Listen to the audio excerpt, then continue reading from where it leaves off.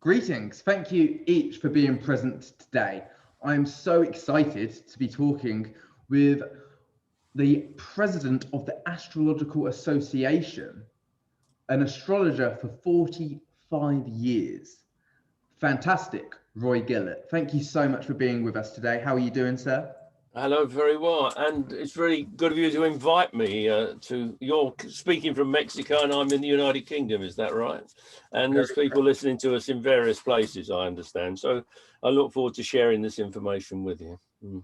Well, we're very grateful for your wealth of knowledge and for the presentation which you're going to lead us through. So thank you for taking the time today. Okay. So over to you. So what do you want to start with? Shall I put a PowerPoint up and you can talk about, we can talk about that a bit? Would that be a good idea? That would be great. The last time that we spoke was actually for the spring equinox 2020. We did a presentation. And so now it's 15 months later. We've all grown through a whole lot. And so looking at this sun ingress chart, particularly into Cancer, will give us a lot of synthesis for what to expect for the next. It's interesting, actually, Philip, because the indications of that spring equinox chart 2020, we could spend the whole hour talking about how that year developed. And it developed out of that spring ingress chart, just as we expected it to do, even more so. And in fact, I've done lots of detailed study of the various stages of how the virus developed and came back, particularly how the American presidential election went and how the whole rioting and struggle between the politicians over the transition and everything else. We could talk about the past, but I think it would be much more useful to talk about the future, because we know what's happened in the past. But it's an amazing example of how astrology works, what's happened since we were last together. And let's see if it can help us understand the future now as well. So I'm going to put up the screen. I feel a good question, or a good statement/question moving into this, and that is just to say that we can be grateful as astrologers for this showcase, that we have the opportunity to reveal the depth of astrology, because this is great astrology which we're living through, right? Yeah, from the beginning. There's your slide. I think you're going to say a bit about this, because I know you've been talking to the group about this off and on for a while. Yeah. Yes, for sure. So thank you. Basically, as we are here now, moving towards what will be a full moon on the 24th of June, just a couple of days from now, this actually echoes back to a. Sorry. I clicked the wrong. I just clicked the wrong button. We come to that later. Sorry about that. Right, let me get back. Interesting. What do you it is. Yeah, well, we might come to that later, but you carry on for the moment. Yeah, I clicked that button down there by mistake, and that's what happened. Carry on talking, Philip. It's you trigger fingers. It's easy done. So it's interesting, because the chart on the left here actually is a new moon solar eclipse, which we experienced right at the end of 2019. And this new moon solar eclipse was a south node new moon solar eclipse conjunct Jupiter with 1 degree. If you ever have a new moon within 1 degree of Jupiter, that's a big deal, let alone it being a solar eclipse with the south node, as well as Saturn within 2 degrees of Pluto, to meet it within 2 weeks, which would be a beginning of a whole new 35-year cycle. And we must remember, that's also the end of a 35-year cycle. And so when we look at this chart for the full moon, it's 18 months later, it's within 1 degree. We see that actually this was 4 degrees and 6 minutes of Capricorn, the new moon solar eclipse. And this full moon's 3 degrees and 27 minutes. So it is within 1 degree. And this is to say that as it's a full moon, it's the fallout, it's the emotional recognition of that which we've lived through, experienced, and grown through. So we didn't know what was going to happen then. As astrologers, we could presume, we could pontificate, we could look at the synthesis of it, but now we have the experiential knowledge to have lived through it, and the standpoint to be able to say, I ain't standing for that, this isn't for me, this doesn't support me, whether that's a governmental structure, a diet, a routine, a form of dialogue, or a relationship to anybody or anything. We can recognize more clearly the moon, our feelings. It's about not what we observe, but what we can feel in our senses.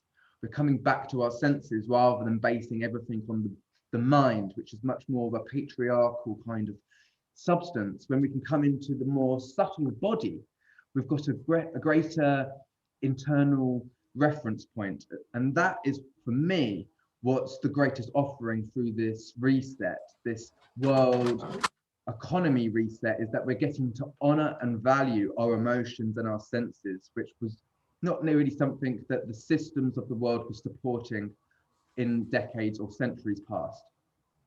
It's interesting what you said there, because if you take the 26th of December 2019, we know that COVID-19 was getting established in China then. We now know that, but in terms of understanding its implication for the world at large, it was hardly known. It wasn't really until the new year, it wasn't really even for many people until March in the new year that it really got underway with the vernal equinox. But that was an indication that something really massive of change or restructuring was about to happen. And it's almost like the whole of the period since then, perhaps almost until now, maybe not quite until now, but certainly for a year since from then until the end of last year, was an incredible confrontation with reality. We're going to talk about this a bit more later, but it was an incredible confrontation with reality for the world as a whole, as well as each one of us as individuals. It was almost like the cosmos was saying, stop, restructure, rethink. You cannot carry on like this. And at the moment, we're going to talk about this more later, we're struggling with that still, but like it had to go through that very dark period of 2020 to actually be now in a position to start looking forward in a kind of rebuilding sense. And here we got the full moon, as you say, which is a kind of, particularly for you, I know, Philip, but for many people, and maybe the world to a certain extent, a really opening out of restructuring as we look forward to the future. Yes, yes. Yeah. And one more thing about the 2019 also, which is quite interesting, is that as we know, this was a whole year, just under a year, days under a year, where we would see the great conjunction of Saturn and Jupiter, which takes place every 20 years. Yes. But it would have been 800 years prior that they would have last met in Aquarius. And yes. So we're looking at the closeout of the earthy trigons at this point as well. So we're really finding the end of a paradigm and a way of honoring and the way of building and supporting ourselves. And so this was why we had to have this massive shift of gears and terms. I mean, also, it's even more sensational than that, because Jupiter, Saturn and Pluto in Capricorn, while Uranus is in Taurus, has not happened for about 5,000 years, I think.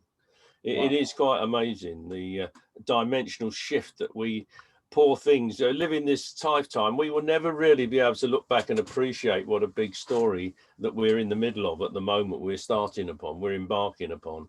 Not in our lifetime will we ever really understand the intense depth of change that's going on.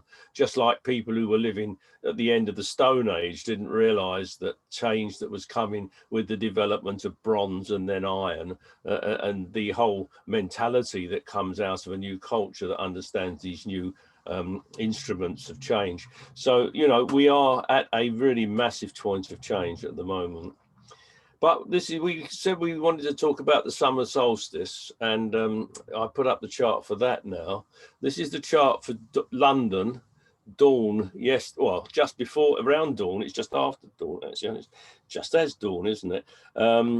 Just coming up to dawn. The solstice happened in London at 4:32-ish. And it depends where you were in the world as to where it happened exactly, the time on your clock or the local time. But for me, you can see still about probably 9 p.m. still in the evening, something like that. Was it in Mexico? Yeah, but you can see how close it was to the sunrise in Britain. This is what made Britain particularly remarkable, because the sun was going to rise at 0 degrees of Capricorn just 20 minutes later, or 19 minutes afterwards, when that ascendant had moved round and conjuncted the sun. So it's really quite strong. Yeah. Yeah.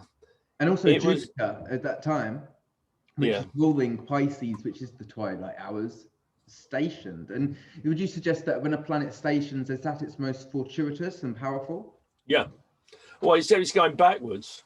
Now this is the point. It's a retrograde station, and you know the period of, I think that's right, isn't it? It's a retrograde station. Let's just double check that on my ephemeris. I'm pretty sure. Sometimes you suddenly jump into things without thinking it through, but I'm pretty sure it is June 2021.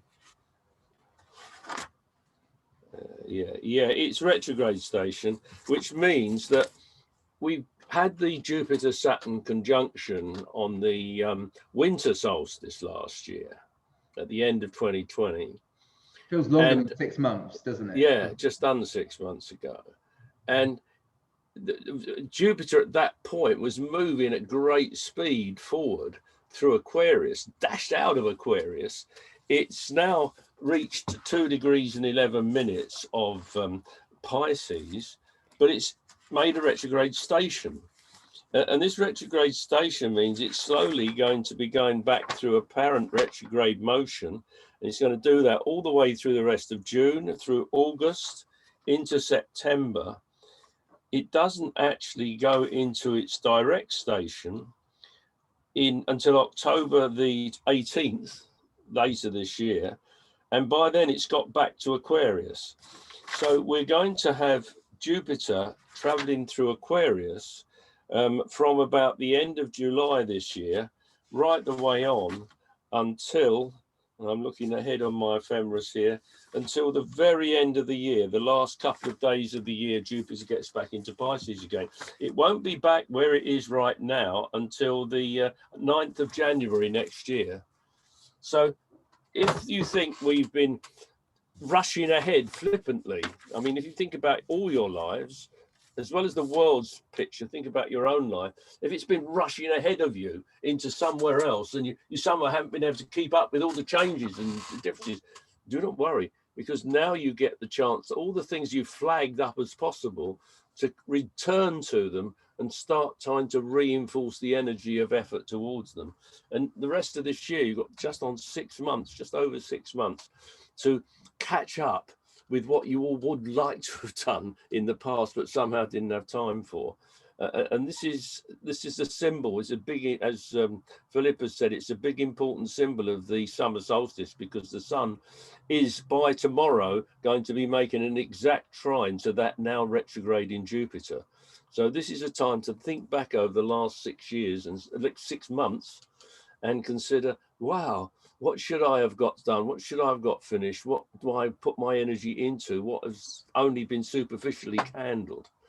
So this is a very important aspect of the solstice. How big's your list? I mean, how long's your arm? Yeah, exactly.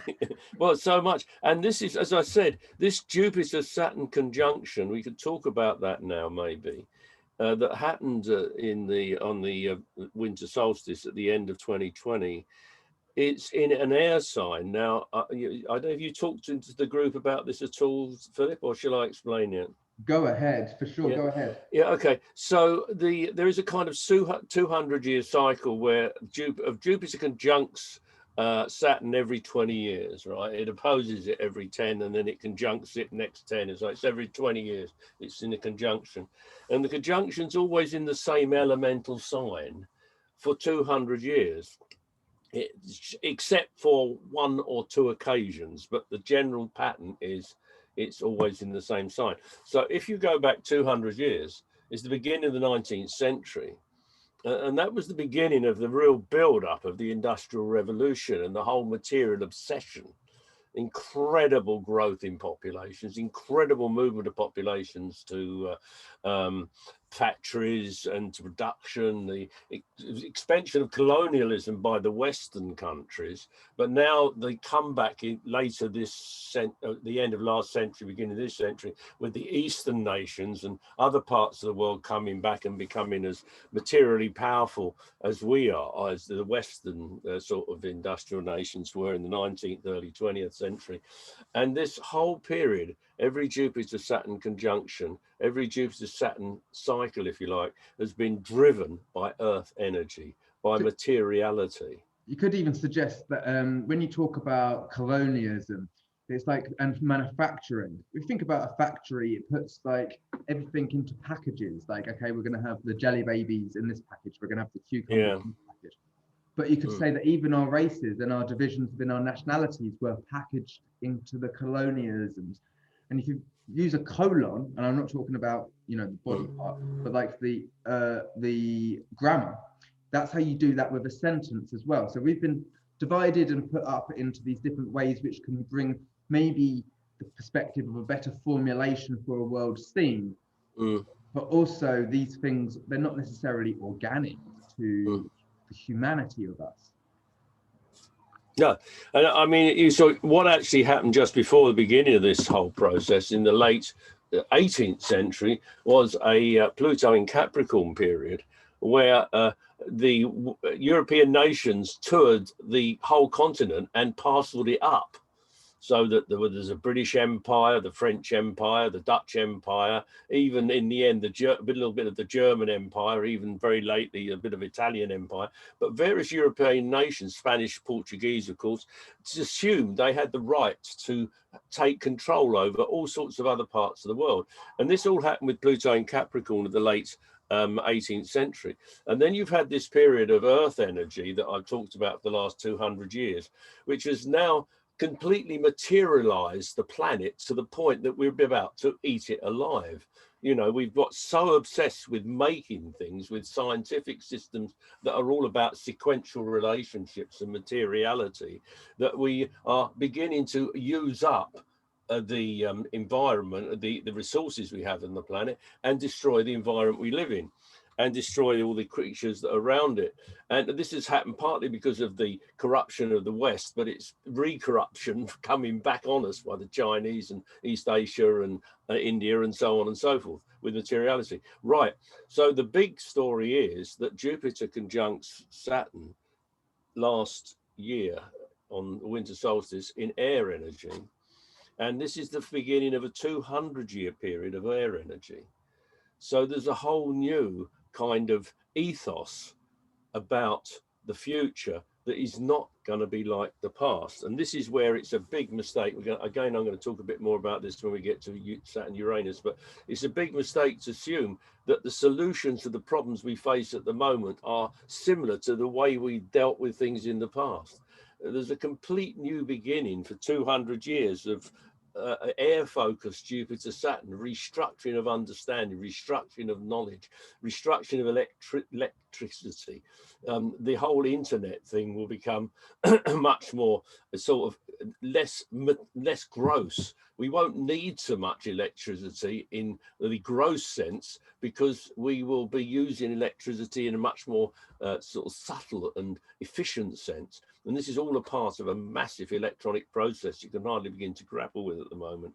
So this is also a part of that Jupiter retrograde as it goes back from the position in Pisces as it is, and we start reinforcing the big changes that are due to come. We've still got Saturn in Aquarius, of course, for another 18 degrees for another year or so, and we've got Pluto coming up to Aquarius in the beginning of 23, and it's going to be there right the way through the for the next 12-15 years. You can check that out for yourself, but Pluto is going to be in Aquarius as well. So just like Pluto in Capricorn has led to a fundamental transformation of the way we structure the world and the questioning of all our assumptions about what we think is important and materially possible in terms of the material dominance of the last 200 years, Pluto in Aquarius, as we're transitioning towards it, and when it gets there in 23, 24, will be about the way we think scientifically, the notion we have of science, the notion we have of humanity, the notion we have about all the technology we use, all this is going to go through a fundamental questioning, just like the questioning we've experienced with Pluto in Capricorn since 2008.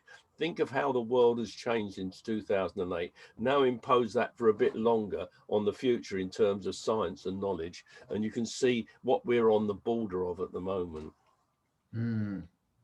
It's massive because it's incomprehensible, isn't it? Yeah, it is. It's unbelievable. I have a couple of questions for you, just two on the surface level, and they're different and they're both big, I suppose. So I'm going to say, first of all, in this chart, I'll ask them both for you, and then you can do them in your own order. In this chart, we have also got a grand fixed cross, very loose aspect, but it's there. Yeah. With regards Uranus, Saturn, you mean, and the Moon, Mars, yeah? Yes, and fixed signs like to hold together and sustain, but when you get a grand fixed cross with 90-degree angles between them, that causes a change. And so I would like you to address that. And also, we're mentioning Jupiter's going back into Aquarius. And so I've heard some rumors of certain things, which I've been discerning whether I'm buying into or not. Such a rumor being that there's some crazy technology like med beds and things like this, which can bring very rapid healing to the body. And lots of people are talking about these types of things, that you have technology in Star Trek, very big leaps and bounds from the type of phenomena which we're used to and have experienced. Would you suggest that maybe even that this cross shows this type of change, and Jupiter going back to deal with what it had missed might be kind of some of the things that get poured out into the world scene? I know we have our personal to-do lists, like I'd like to write my first astrology book, get that going, and these types of things, and do more presentations and workshops. But that's my personal thing. But for the world scene, we could see maybe these med beds, or do you think that's more of a rumor? Well, I mean, first of all, anything that's developing at the moment is in a very embryonic stage. So that if we could fast forward about 10 years and look back to the years that are now and in the just about to come, we'd probably say that what you're asking is a very good question. It might be very relevant, but to actually put something definite on it, I would say, is a bit premature, because yes, it may be that, I mean, we have to ask ourselves what this COVID crisis has really done. It's washed away many assumptions. I mean, the politicians at the moment pathetically trying to recover the world back to as it was, but there will be a sort of massive technological advances, just like we can with 3D technology manufacture things. It may well be able to manufacture human body parts within the lifetime of many people listening to me. Maybe not my lifetime, but in many lifetimes. But I mean, so what you say is possible, but I wouldn't say it's imminent. It may be that it is imminent in the laboratory, but not necessarily in our day-to-day lives. The other thing is about the Grand Cross, of course. The fixed Grand Cross is a very powerful moment of confrontation with reality. We need to analyze it a little bit. The strong part of this Grand Cross is the Saturn Uranus square, which is going to be with us right the way through until near the end of next year. Now, what actually happens with the Saturn Uranus square is that there's a retrograde motion going backwards and forwards about both the planets. The actual completion is early next year, technically speaking, but the retrogrades make them so close to each other in square that it doesn't really move apart until we get right to the end of 2022. So we are confronted with the revolutionary requirement for change, struggling with the reality, the scientific realities of possibility. And we are struggling also with the old ways of doing things, the old mythology, the gross materiality of modern science, which has always been about, you research it, if it works, that's fine. If it doesn't work, you look for another answer. If you have a question about what's working, you can't actually ask the question till you've done the research to prove the question is valid, which means that you keep on having inadequate answers dominating the world in a very practical way that affects people's life, and that intuition and inspiration is struggling to be recognized, and this can be quite dangerous because people can see. I mean, like we had this mad cow disease. I don't know if you remember this a decade or so ago, and a lot of wise people realized that feeding ground up sheep meat to cows was not a good idea and would lead to problems. But it took about 10 years for science to prove it, and in that meantime people were being injured by it. And this is just one example of enormous weaknesses in the way that sequential research generated, statistical dominated research does. It doesn't give enough room for intuition and caution while the research is being done.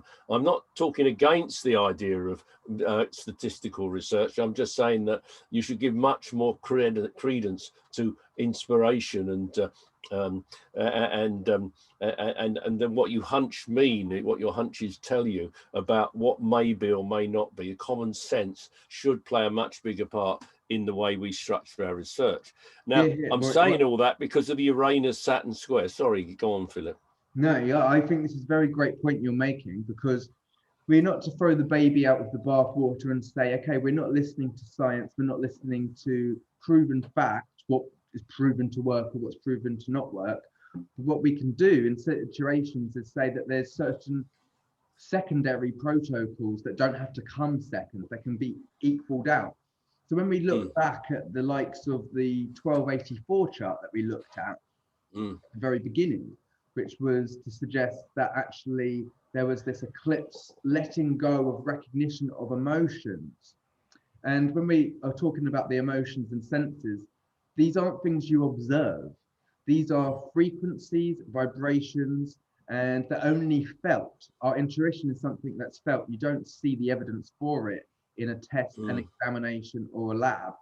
And so we need to bring back the equality of spirit to physical evidence as well, because they're both equal. They both need to be equal to be able to move forward in this reality, I feel. Yeah, and so this Saturn-Uranus square is going to be asking those questions. It's going to be asking questions about old economic systems and whether economic change is possible.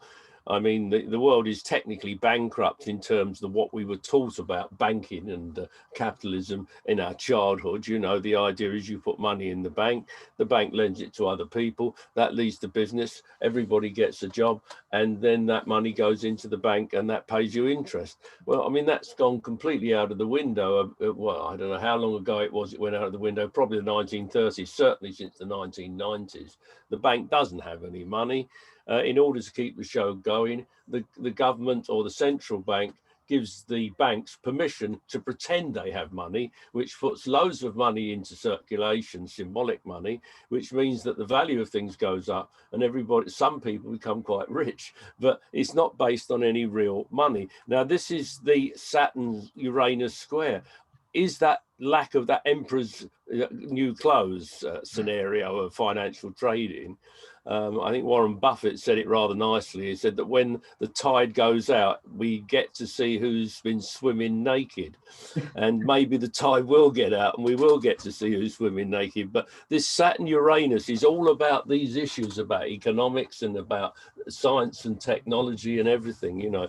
And it's also about living in the past and the struggle to not live in the past, but the fear of what would happen if we didn't live in the past. This is the biggie. This is the big one that's happening in the world at the moment. We're dead scared. We've got to get back to it. We've got to get back to the past. We've got to get beyond the corona. We've got to get back to the past because we're frightened about what will happen if we don't.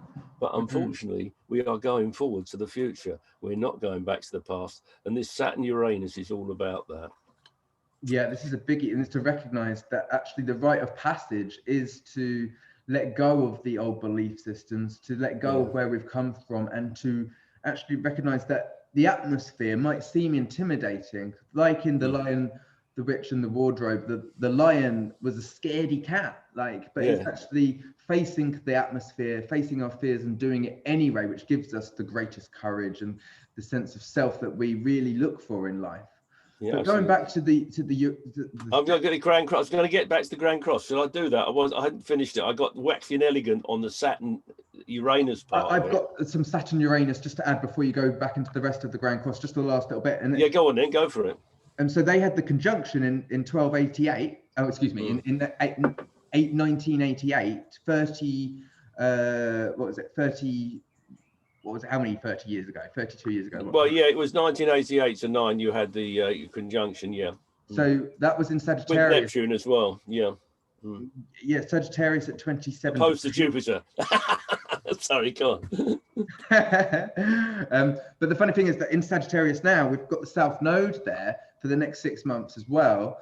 So it's like the old beliefs, the old, as you said, the old mythos, these old legends is what we're asking to be rewritten in these very, in a sense, prophesized times. We're able to up the echelon, change the octave of that which we had been conditioned with prior to these experiences. Yeah, sure. Yeah, you're absolutely right. I just want to say that just as you asked me about the Grand Cross, and I got carried away with the Saturn Uranus because it's so important. It is interesting, isn't it? Because we got the Mars. The Mars, you see that Mars there is applying to T square, the Uranus Saturn. And this is building over the next 2 weeks or so. And therefore, the revolutionary struggle of all the issues that I've tried to explain with the Saturn-Uranus square is going to be really quite violent. I mean, it's quite interesting that we're building up to the Olympics in Tokyo and the tension that's going on about that. We're talking about 2 weeks in the head. It virtually be going to open the Olympics. Just as the Mars and is in opposition to Saturn and square to Uranus, yeah? It's traditionally a pantomime, isn't it? It's often will gauge one of the biggest audiences, like the likes of a royal wedding or funeral. The Olympics, yeah, absolutely, is a big deal.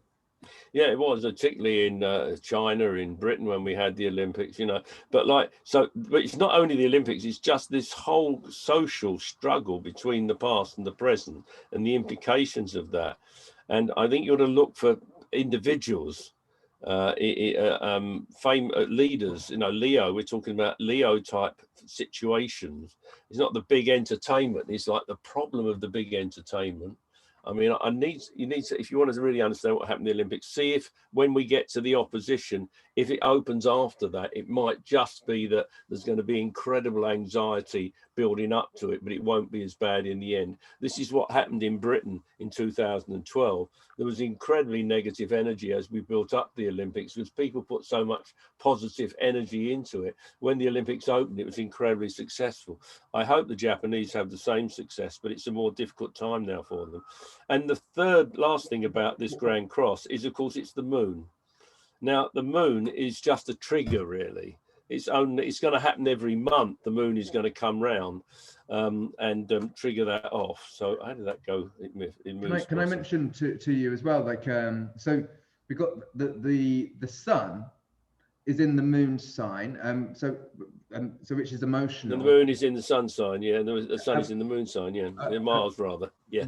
Mars. So it's very active on emotions. It's provoked by emotions. We can easily be stimulated by this. But where are we placing our authority? Mars opposing it. Are we going to allow ourselves to react, or are we going to respond to what we're experiencing? But obviously, with Mars squaring Uranus, sometimes our conscious response comes after the actions, because we're dealing with our feelings. Again, Mars squaring the moon.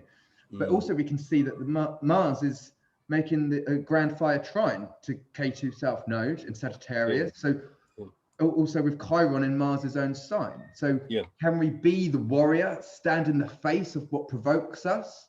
And because we're able to see that we can be the change that we want to be, or are we going to, you know, see that we diminish that and recognize that we can then, you know, do. Or will the attempt to be the warrior be the cause of the problem?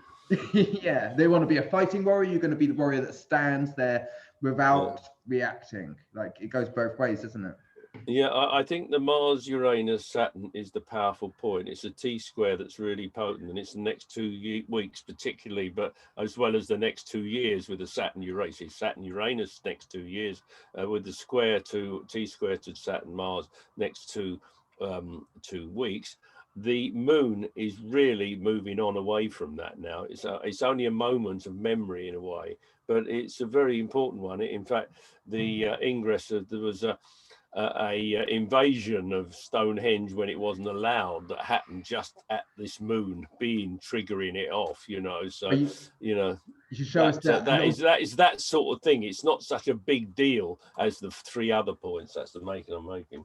I've got one other aspect to illuminate, and this is the Venus aspect that is trining. It's in a trine to Neptune and opposing Pluto, and so this unclear nature of what is our value, or where is our virtues, where what's transforming. Are we gaining our power back, or are we submitting and giving it away? Again, this is a we're talking about what the Venus. So Venus is moving quite quickly forward. So yes, that's a powerful moment, but it's a moment that happened yesterday. This is the point, that the Venus trine Neptune happened yesterday. The Venus opposed to Pluto happens in a day or so's time. So but these inner planet aspects are things that are building and occurring. You've got to see them in the context of the outer planets. Yeah. So when I ask this question astrologically, for like the ingress of the sun into Cancer, with the fact that even the moon and Venus, they're moving much more fast, and Mercury will start to move as well.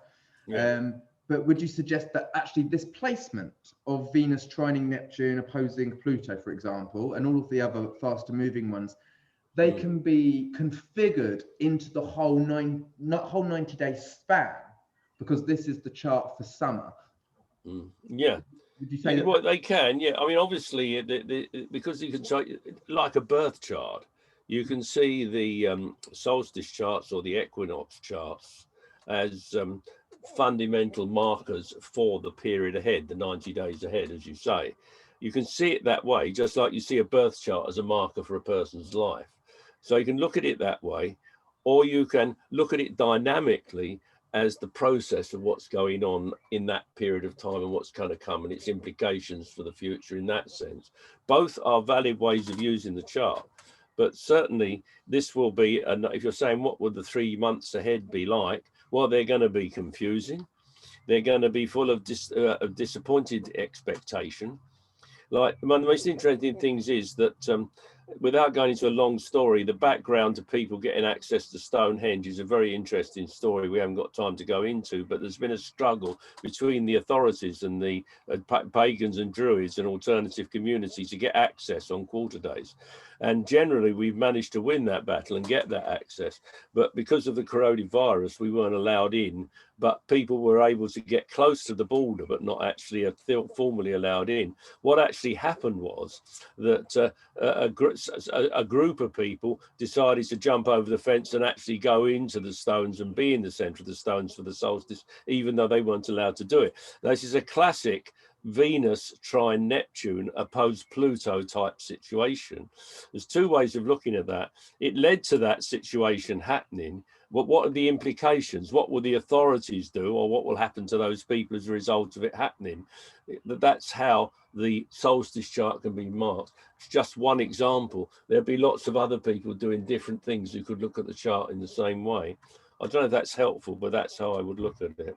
Sure. Do you want to show a clip of that that rabble? Yeah, right. No, well, it wasn't. Most of this is where the link came up, right? And I forgot to set the sound, and I don't know. It's a 24-minute video. You see this link at the top of your screen. Can you all see that? https://youtube.be. I think that's fairly easy to note. And it's just these last bits that you've got to be careful. If you want to look at this, write them down. N capital F 2 capital R WFB 83 capital U C. If you go to that link, you'll be able to watch 24 minutes, which is the ceremony that would normally have happened in the middle of the stones, that was happening in the perimeter, because those people were behaving in accordance with what they were told by the law. And the people who jumped over the fence, you get shots of them in the middle of the stones where the ceremony should have been held. So that's a classic example of Venus trine Neptune opposed Pluto. right? As well as the square of Mars to Uranus and its opposition to Saturn, of course, which is the general mood of rebelliousness that is dominating the world at the moment. It's funny, isn't it? Because you've got the traditionalists who won't be rocked or swayed. We're going to do it anyway. Maybe we can't do it in the circle. We'll make our circle here. And then there's the outlaws and the rebels. Like, we're going to do it where we want to do it. And so both sides of the pitch are played and everybody's kind of happy except for the It's quite interesting because the people who were on the outside, you've got King Arthur Pendragon, some of you may have heard of him, who've been fighting this battle for 30 years or more to get this access, and they've been as rebellious as anyone who on this occasion, because the authorities have been quite helpful in other ways, and we realised it wasn't their fault. They had planning to let us in, but the government put the kibosh on it.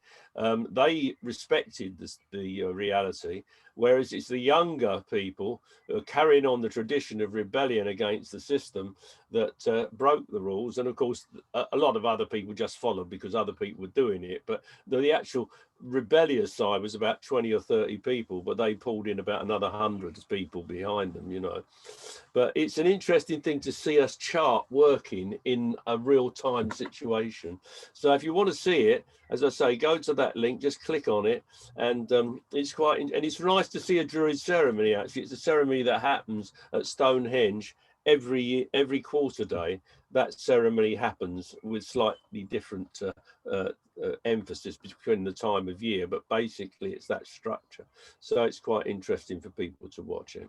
May I ask, so with the ceremony, what is their intention? Like, is it like for prosperous? Well, it is to honour the time of year, to honour nature, and the guide tends to pick on, like this year he picked on 3 things: the release of Assange, the guy who's been in prison for all this time for releasing all this Wikipedia stuff, Wikipedia, WikiLeaks, the Yemen situation, and there was another one he talked about which was something to do with having, but 3 basic things he focused on at one stage. But the big picture is to sort of bless the world and bless the time at a time when it's a pagan, naturalistic sort of religious practice. Although, you know, I'm not actually a Druid or a pagan in that sense. My commitment is more in terms of Buddhism, but you know, I have great respect for what they're trying to do in bringing ecological decency and respect for the planet and making that possible. That's what they're trying to invoke by having these as ceremonies at Stonehenge every quarter day. Very beautiful. Okay. Right, so we could move on, and I'm just thinking it might be interesting to talk a little bit about a man called Andre Babo. Have you heard of Andre Babo, Philip? No. Okay. Andre Babo was an astrologer who was introduced to astrology at the age of 17. He died at the end of just before this date we were looking at in 2019, at the age of, I think, 98. He practiced astrology from the age of 17 to the age of 98, so for 81 years. He's the most highly regarded French astrologer. He wrote masses of books on astrology, and a lot of his work on mundane astrology pioneered the way we do astrology today. So he is one of the key figures, if you like, of 20th century astrology, and particularly 20th century mundane astrology, although he knew a lot more about astrology than just that. And one of the things that he developed was called the Cyclic Index. So what you're looking at here, if you imagine that all the outer planets, just think of the outer planets, remote Jupiter, Saturn, Uranus, Neptune, Pluto, and they move in relation to each other. So each of them at some point in time are conjunct to each other. Then the faster one moves away to square, to trine, to opposition, to trine, to square, to conjunction.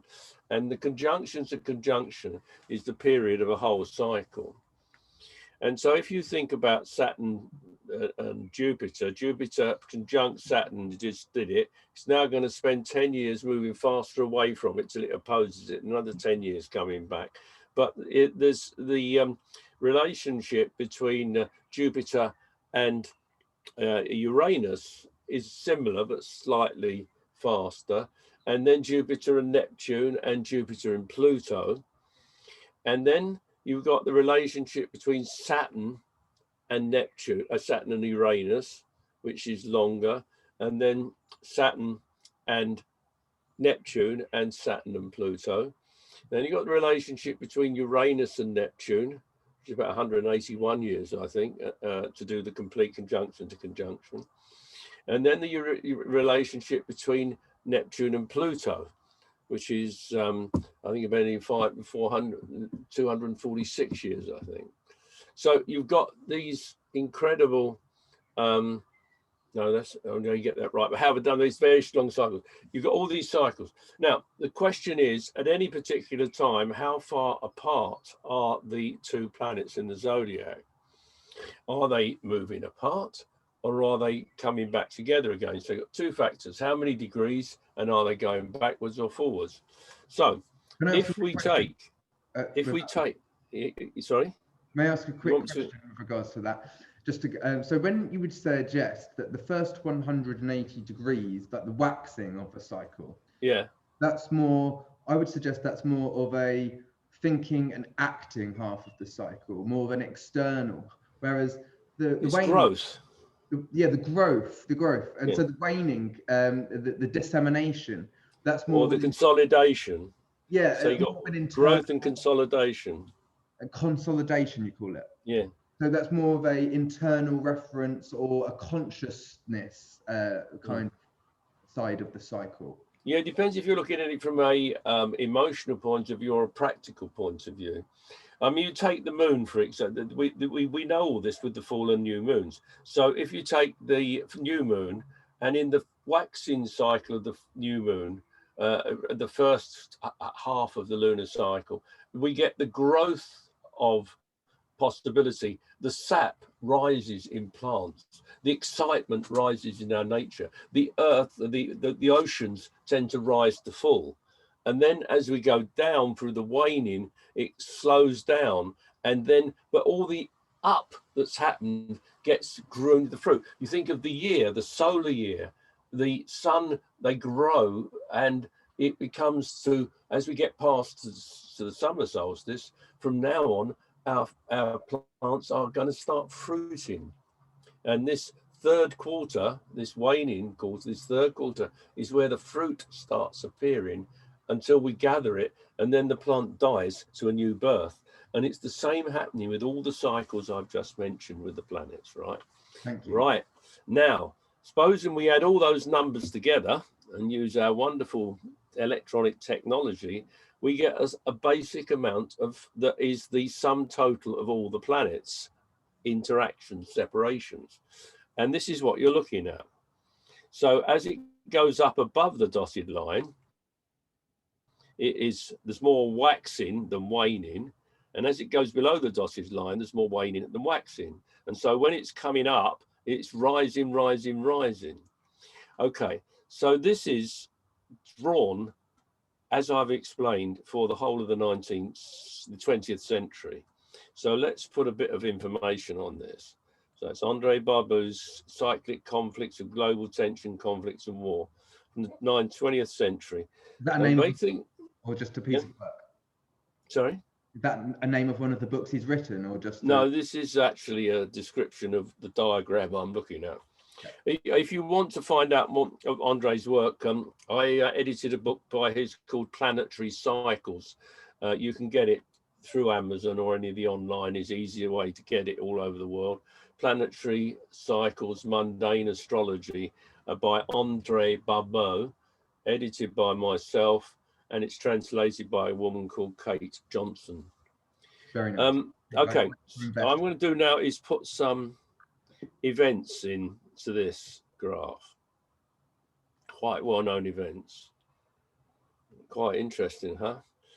Mm-hmm. These are very interesting. There you go. That is the 20th century. Now, all right, there's some points where there isn't anything, but the points where there is something are pretty remarkable.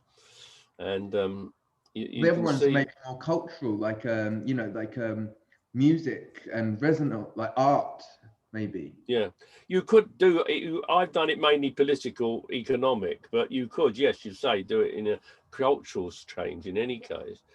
I mean, Andre prophesied the death of a major change, the death of Stalin, which wasn't too far out. That happened about there. But Vietnam, the end of the Soviet system in 1989. And he also forecast, as we'll see, will come to the 21st century in a minute. But he used this system to do this sort of thing. So let's look at, having got prepared, now let's look at the current century, right? The way it maps it like that, it just gives us the opportunity to know so much about how to prepare for these situations. Yeah, exactly. Well, we're carrying on with monetarist economics. You notice I saw that starting in 79 and we see it carrying on for the moment.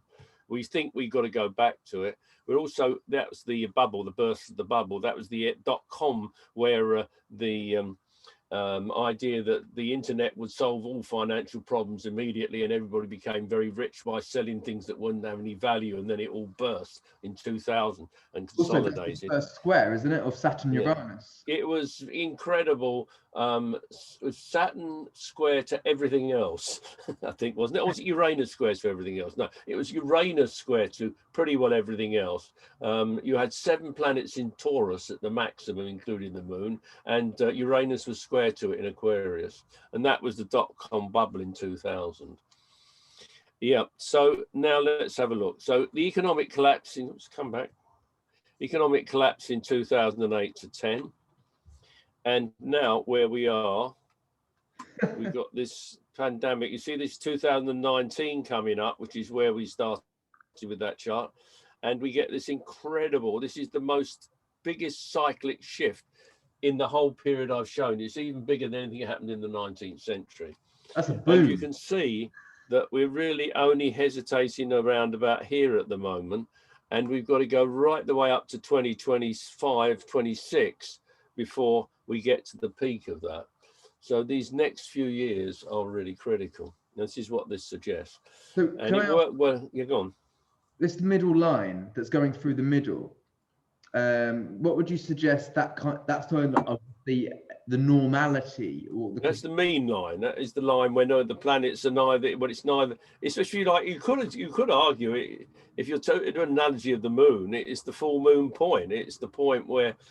If this is the waxing period, that's the waning period, and that is the middle between the two.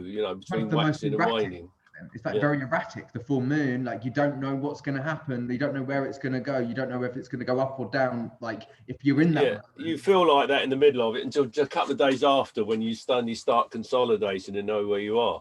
Yeah, I mean, you could argue the middle is a time of great confusion, but we're not at that point at the moment. It'd be interesting to think of the years when this was the case. I mean, here we are. We're talking about. I haven't got it exactly here, but it's about 2000 that's 2008, isn't it? Which is right up there. So actually it's going to be about 2004, 2003, Iraq War probably.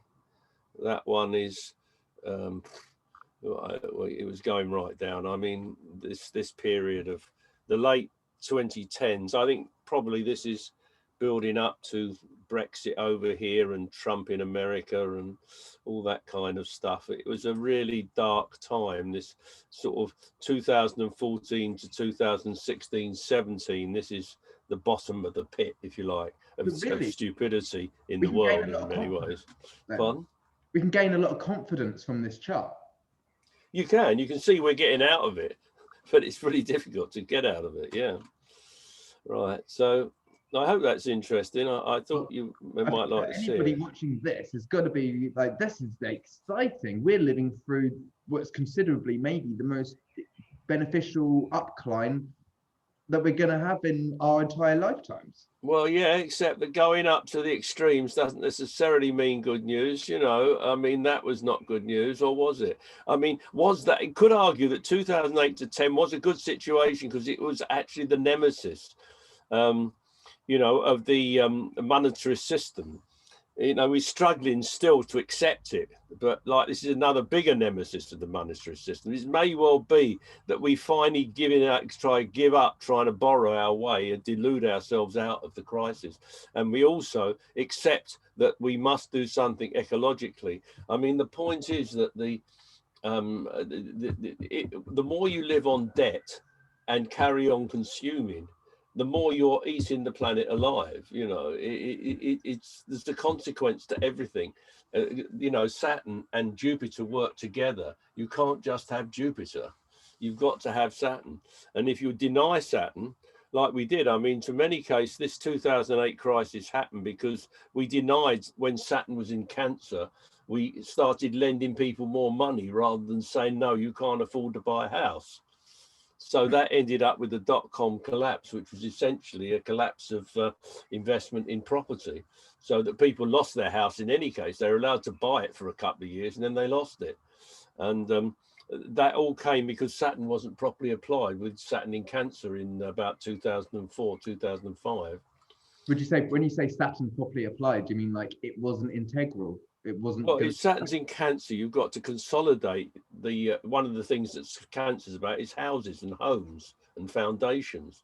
If you ignore the need to consolidate the reality of the situation, you're only setting yourself up for a bigger disaster later on, aren't you? And that's what happened in this period between about, well, maybe from about then, you know, round about when the middle thing, our action should have said, look, if we don't act in a more economic, realistic way, we're going to have a disaster in 3 or 4 years' time. But if we'd have looked at this and thought about that, we might have acted differently. And then, all right, less people would have had houses to live in, but nobody would have lost them. You know, that's the point. I think that's a very good omen for like a very good motif for many different people for us to learn about dealing with our problems. If we've got, for instance, to make a change in a relationship or a diet, we must consolidate to make the alterations that we need and cut our losses to gain again. I mean, a relationship is a very good example, actually, Philip, because, you know, in relationships, the biggest mistake is to not tell the truth to the one you love, because you love them and you don't want them to get upset, or even because you're frightened that they might think badly of you. I mean, it puts you a hostage to fortune that gets worse and worse the longer you put off facing up to the truth of the relationship. But if you show love by sort of accepting that this may be, I mean, there was this incredible saying that used to be around in the 60s, I am I and you are you, and if we meet, it's beautiful. If you're willing to live in a relationship with that kind of, I love you so much, I will not lie to you, I will give you what is the honest as far as I can, I will care for you in every way I can. If it's, and if that works, it works. And if it doesn't work, I'm going to have to live with it and celebrate what you're going to do next in any case. If you can do that, you're working with Jupiter and Saturn in relationships in a very meaningful way. And that's how love can grow. Because if you really love someone, you won't mind when the bad times come. You'll want to be with them through the bad times. You'll want to support them through the bad times. It's only when you try to cheat the relationship that it all goes wrong. So this is a very good relationship example, as well as a good example in how we treat the planet. Yes, I love that, because it's really cheating ourselves when we don't own up to the face of the music and in those situations. And I mean, most of drama, I mean, I watch a lot of television drama for my sins when I try to wind down from all this heady stuff that we're talking about now. And nearly every drama is based on this. In fact, great Shakespearean tragedy, of course, is based on people being stupid and not facing up to relationship by giving the love that they should and suffering the consequences. In fact, the Greeks used to actually, it was like a religious ceremony to watch people behaving like this and suffering the consequences. It was a kind of catharsis, as they called it, you know. But it's all part of astrology. I mean, Jupiter and Saturn, all the other planets are here to teach us how to live better lives. And if we're wise and understand, then we will live better lives. So, shall we go on to the next one? Oh, yes, a quickie. I thought you'd like to see the Cyclic Index. We had to redesign it using a spreadsheet and that, so it looks slightly different, but it's the same thing. There's the mean line. This is the 1300 to 1400 Cyclic Index, and this is year 1, and that's year 100 in that cycle. This and is years after the 735 years ago in 1284 was the last year that Saturn, Pluto, and Jupiter were in Capricorn, like we experienced in 2020. This is the fall. And that was the year that I think I told you in the build-up here, when the ducat was accepted in Venice, and the ducat then ruled the world for financial business. The ducat is a unit. You heard of ducats, ho ho ho, and a bottle of wine, piracy, and all that sort of stuff. They're always after these golden ducats, weren't they, in pirate movies? Yeah. So the ducat was the essential method of transaction, of financial transaction, from that period right the way through until the 19th century. And so that was very important, what you're saying. Yeah, carry on. And also, go on. It was almost a sense the Knights Templar that opened the banking system, like the Bank of Genoa, which used the flag back then, and that's what created the debt system. Yeah, so there you go. So now we are coming to a transformation of that system. But I'm showing you something absolutely right. But I'm showing you something a little bit after that. It's about this is 1345. So that's 45 plus 14 is about 59 years after that was when the Black Death happened. And this red line is the year of the maximum of the Black Death, which killed, was it 25% of the people in Europe, something like that. It was a major pandemic. And you can see again how the Cyclic Index was right at the nadir as the Black Death came. So this Cyclic Index is pretty interesting. This was a political attack rather than an organic spread disease. I've heard that there was a mythos to suggest that they needed to extinguish the cats. But like any ecology or ecosystem, when you take out a vital component, that means that ecosystem is actually unstable. So if you did take out cats, then there's no cats to eat the rats, and that would cause plague. Well, there you go. Now that is a good analogy, because if you think about the modern time, what we're trying to do is to prop up humanity with all sorts of technological advances and advices. And what we're doing is getting ourselves into this very difficult situation where humanity is dependent on a mechanical system that is not necessarily good for the planet or the whole ecosystem as a whole. So it's another issue, a very different issue than the Black Death, but it's got certain similarities in its imbalance. Okay, so I don't know how long we want to go on this. I've just drawn together this time graph for 2 years, for the next 2 years, which is organized according to the planet. So everything that happens to do with Jupiter is in this section, the main section, and the Saturn, Uranus, and Pluto. And I think you can see what this does.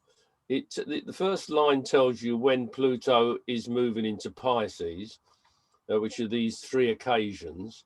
Of course, it moves back into Aquarius on the 28th of July this year. It's gone into retrograde, as we know, on the 20th. That's that there. It goes direct on the 18th of October. It then moves into retrograde again next year, and then it goes direct, and see when that happens. But Jupiter is sextile to Uranus in February next year. I like that. Semi-square to Pluto at the same time, and it's conjunct Neptune soon after. So that would be quite an interesting time, February to April next year. Did you want to say something? This is interesting. I mean, I love the Jupiter Uranus sextile. That's very nice. Interestingly enough, it is that on Friday this week, the day after our full moon in Capricorn, Neptune does station retrograde, and it is the same week when Jupiter and Neptune, or the same month when they have their conjunction, that Neptune comes out of its shadow phase from the retrograde that it stations into this week. Yeah. Yeah, well, there's Jupiter, Neptune there. Yeah, there you go. There it is. Then Jupiter also sextiles Pluto, so that's quite an that next part of next year is going to be quite interesting, won't it? And then it goes into Aries, you see. So I have a feeling this, and also it semi-squares Uranus. So this sort of period between its sextile to Uranus, its semi-square between February and May next year is going to be a really potent time of year, particularly as Saturn goes into retrograde shortly after that. It's quite interesting. We make these graphic effect, these time graphs with the solar fire. It's quite interesting. You've also got the semi-square to Saturn as well coming up. But the interesting thing is this Saturn Uranus square, which is what I was talking about earlier. Here it is, the retrograde square, I think, the direct completion square. But I've put the star in because although it doesn't exactly make another square, Saturn doesn't make a final square. There's its final square, the end of this year. But the retrogrades make it so much in orb that you really cannot write off the Uranus Saturn until you get to September, October 2022. And then you've got the Neptune retrograde direct stations and the Pluto retrograde direct stations. These aren't changing sign at all. These three planets are all staying in the same sign, which is quite significant in itself. All four are really, aren't they? Because Saturn's not changing sign either. So that is the pressure of the year ahead. And it's quite interesting to look at that as you work through the year. Yes, so really we've got a lot of legwork with Jupiter, but yet the other planets are looking to make more sustained changes because they're sticking around with these aspects that are more continued and many layers of them as well. Yeah. Okay, so now I had this other one, didn't I? Oh, here we are, yeah. And now this is a summary of my understanding of the present situation we find ourselves in this year and in the years to come. I've done this so I animate it so we look at each step at a time. So this is a bit of a summary of what conclusions I draw from what we've spoken about so far. Now I see 2021 as a push-pull year as we struggle towards the new feeling we cannot let go of the old. And I've said that a couple of times already, but I'm just restating it. Come on, what you doing? Why aren't you advancing? There we go. We know that from the winter solstice 2020, and then there waxed the first of 200 years of Aries Jupiter cycles. It's summarizing what we've said. The previous Earth cycle from early 19th century saw an intense expansion in humanity's expression on a gross material level. That meant that the scientific method was linear. You know, if you do this, it happens, this happens, therefore that, oh, that doesn't work, so we do it this way. It was all a kind of linear statistical thing. And this led to intense production and a monetarist growth obsessed economic theories. So that's what we're coming out of. And humanity, therefore, was become at the mercy of the machine and its demands. I think it's very important to realize that we don't have to be at the mercy of the machine. Every time you get an economic crisis, they always say we've got to get back to growth. We've got to improve our education so that we can compete with the world and grow better than they're growing. I don't think that is necessarily the only way to live your life. But it is what's put out there by the news media and all our politicians and economists. I didn't put it out there. So I just suggest that the new air-based cycle that started at the end of last year, we'll see a regenerative struggle for an air-based soul for the future society. Now that soul will be essentially about conceptual science, multi-level manifestation of ideas. Have a look at quantum mechanics to give you a bit of an idea of that, and interactive economic theory and the way that information technology can liberate the flexibility of all that will lead to. And it's very difficult to give this material thing. It's the struggle to get the machine to serve humanity, right? And this is what we're on the crux of moving into, in my opinion. May I ask, A quick question. So like multi-level manifestation, and you mentioned that quantum theory. Yeah. Could you suggest that even the idea and motif of astrology and how we, for instance, just use our Mercury retrograde as an example, to be able to see how these things play out through our linear and then to operate on a non-linear basis due to that awareness? Yeah, exactly. I mean, you see, with astrology, it tells you what could happen. It gives you an environment to work in. I mean, it is so much like meteorology, weather forecasting, in that the weather forecaster stands out. Look, depression is going down. There's moisture is building. There's a very good chance you'll get rain here. It might happen there. It might happen there. It might happen there. It doesn't stand up and say you're going to get soaking wet tomorrow because you're going to catch a cold and die. It doesn't say that. You don't have to catch a cold and die, and you don't even have to get soaking wet.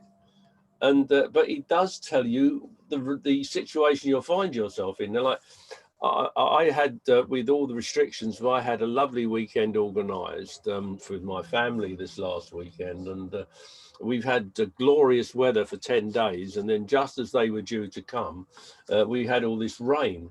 But I managed to skillfully use the weather forecast to choose the right moment for the barbecue, where we just managed to avoid the rain, and then to go to Stonehenge for the summer solstice. And it didn't rain until just after the summer solstice. We managed to work with the energy to do what we wanted to do. We didn't allow it, but we didn't get ourselves soaking wet. We didn't have it ruined. The food was nice, and all that sort of stuff. So this is how you should use astrology. You should use it in a mindful way. And I think if the coming together of astrology, I think the growth in astrology in recent years is an indication that it may well start to be used in a much more intelligent way, not condemned as an enemy of knowledge or enemy of common sense, as some modern scientists tend to attack it, but as something that's a very valuable diagnostic tool that helps you live happier lives. This is what I've been working about for 40 years or more. However, the COVID is like a gross stop, ! Insisting we focus our minds on the need for change, but the Uranus-Saturn cycle this year, starting its fourth waning quarter, is forcing us to resist change and hold back, insisting the only solution is to return to a familiar path. Now, it doesn't mean that Uranus isn't pushing alternative new ideas, but it constantly gets frustrated in the pushing. And it doesn't mean that the common sense of Saturn isn't trying to get Aquarian energy properly and structured and organized, but the things are muddled up at the moment. They're stressful against each other. We've got to work out what works and what doesn't work, what's new and what isn't new. And so the trouble is that at the moment, the people in charge are so reinforcing the authority of totalitarian leaders, particularly. And consider this in the two present cycles, and then I look at these cycles. Now let's have a look at this. The pressure. The 18. Sorry, go on. Like the pressure from tension. We just to use the basic is it turns coal into a diamond, isn't it? So we might not have it as quick as we would like, as quick as the ideas are fathomed, or that we can interchange with. Very good analogy. Yeah, very good. Same basis. Eventually, that friction is going to turn it's going to churn to milk and honey, or it's going to create the substantial change we need. Yeah, I think we're going to think it's a lot easier than we thought. Like you said, there may be medical benefits that are coming that we just couldn't possibly understand at the moment. You asked me that question right near the beginning, and it's possible. I just thought, it's quite interesting to compare the previous cycles. The conjunction, the conjunction is the bold, and the beginning of the third cycle is the beginning of the third cycle is underlined. So it was 1897 to 1910 to 1820 to 1930-31. Now this saw economic panic at the beginning, which saw the nemesis of Uranus, and it started at the beginning. This whole period is when European colonialism came to its end point, and also the economic system. you know, the writing of the wall on the simplistic 19th century economics was in the 1930s. Ever since then, I've always argued we've been propping up a failed system, right? But the new system, of course, started, the new Uranus-Saturn cycle started right in the middle of a war. So there was no way we were going to do anything about it, because, let's move that out of the way, because we're in the middle of fighting a war against something terrible. That was was like a perfect distraction as well. Like war is often done for monetary gain or for a distraction for the economy. Yeah, it did. It completely. I mean, you just spent money. Well, they went round in Britain. They went all the way around. They harvested all the railings, all the iron railings, and made them into bombs and bullets and aeroplanes. You know, so you can still in London see places where the railings have been ripped off from the concrete fixtures that they had. But like every bit of iron, people are throwing away their saucepans and everything to make bullets. You know, I mean, it was a crazy situation. This is the war. The Uranus, and then of course in 51 to 52, and then 65, 67, incredible confrontation with reality with the Neptune-Pluto conjunction, of course, but that's a bit something more, but it was really a difficult time. 75 to 77 was a major sort of awkward time in the world. You know, it led to a big rebalancing of the relationship between the Middle East and oil and the Western society. It was a tremendous struggle in Britain between the left and right wing, and the failure of the union system, which was the lead to them being really defeated 100 years later, 10 years later. But it was a turning point from Allied victory and post-war recovery that ended in a futile social conflict in the 70s, which led to monetarism. And then finally, we get the new cycle, which is the one we're coming to the end of now, which began in 88 to 89. Now, interestingly, this whole monetary system launched by Thatcher and Reagan in the 80s, in fact, was happening in a waning cycle. It was a proper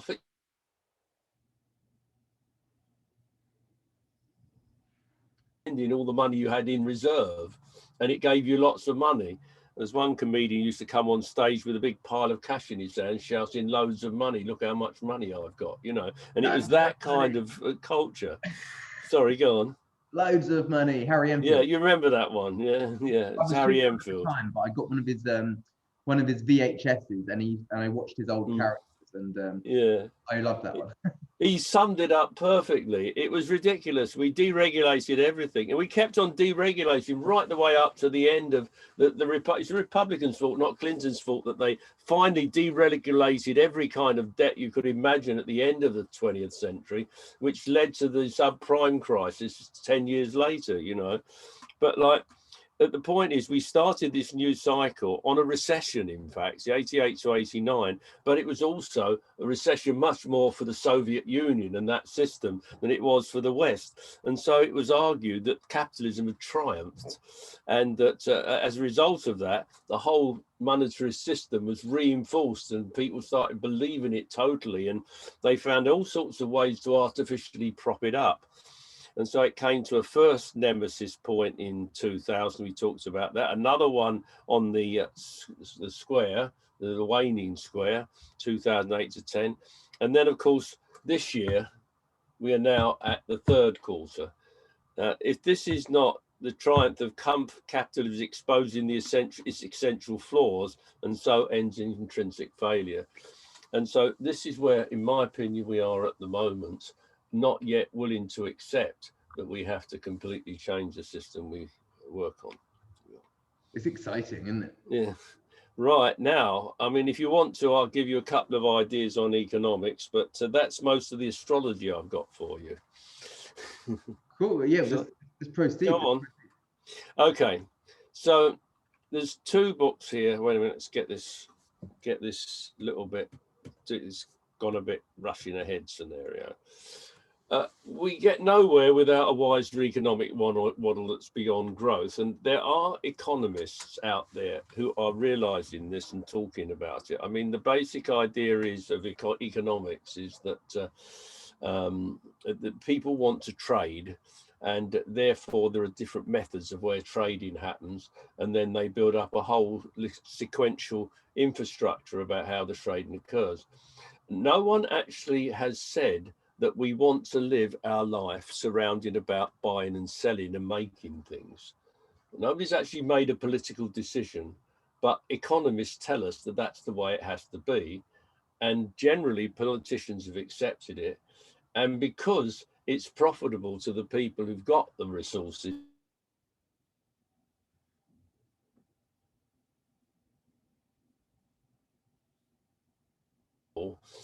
except there are some people who are out there who are causing a lot of trouble who don't think it's a good idea, but are they being realistic? That's the kind of assumption. But there are economists who are asking more deep questions than that. And there's two people I would particularly mention. One is this woman, Mariana Mazzucato, who is actually lives in England. She's an academic in England. She's not an astrologer. She's written a book called The Value of Everything, and she's showing how making and taking works in the global economy. And a basic point she's making, I mean, we can't go into these, is that just because a GDP goes up doesn't mean that the value of that culture goes up. And for whom does it go up in any case? And there's two examples. It's easy to explain what she thinks that. Take the way that the value. So, okay, let's say that we had a crisis, a financial crisis, and the value of stocks and shares goes down, and everybody who owns stocks and shares loses money, right? And also because that there's a limited amount of investment ability. So a lot of people lose their jobs because the people who have the money haven't got so much money anymore, so they can't invest in the development of jobs. So it seems necessary, therefore, to finance that, to prop it up, rather than happened in 2008 to the banks were bankrupt. You can't have that. Everybody's got money who's got money in the bank. And all right, there's a lot of ordinary people got money in the bank as well as rich people. They can't lose their money. So the government or some central bank releases money into the economy. As soon as that money becomes available, then it becomes possible to buy things. It's a bit like houses. If you support people to buy a house, you actually put up the value of the cost of housing, because there's more money, and therefore the money chases the cost. And the person who's selling will always sell it for the highest value. With stocks and shares, it's even worse, because when there's money in the atmosphere, in the environment, people will try and buy stocks and shares. That puts up the value of stocks and shares, which is very good because I've got more money, so I can buy some more stocks and shares. So people who have money gain every time the government releases, far more than the people who don't have the stocks and shares, who are not buying. They're not getting that benefit of that increase. But it's assumed by GDP that if the value of something goes up, that the economy is getting better. Whereas in fact, all that's happened is some people are getting better off and other people are having to pay the cost of it, or having to go through certain restrictions to pay off debt and things like that. So that's one example of misuse of where value isn't what it seems to be. Sorry, go on, Philip. So even like valuing the coin could be a placement of trust and accountability. When we talk about banking terms and the world of commerce, when the most rich are those who invest, and yet an investment takes an interior guidance system. It takes some sense, it takes some emotional protocols, interior investments in self. And so to learn, for instance, to buy one of your books and to learn a bit about astrology, that's actually an investment in self rather than an investment to an economy. Or to invest time into learning how to garden and to produce our own food, that's an investment in wealth, in self, and so this is the economic reset in that terminology with regards to where we place our own value, would you suggest? Because all of the greatest wealthy people, well, they are trained investors. Yeah, I mean, investing in yourself by becoming good at investing may benefit yourself, but it doesn't benefit anyone else, really.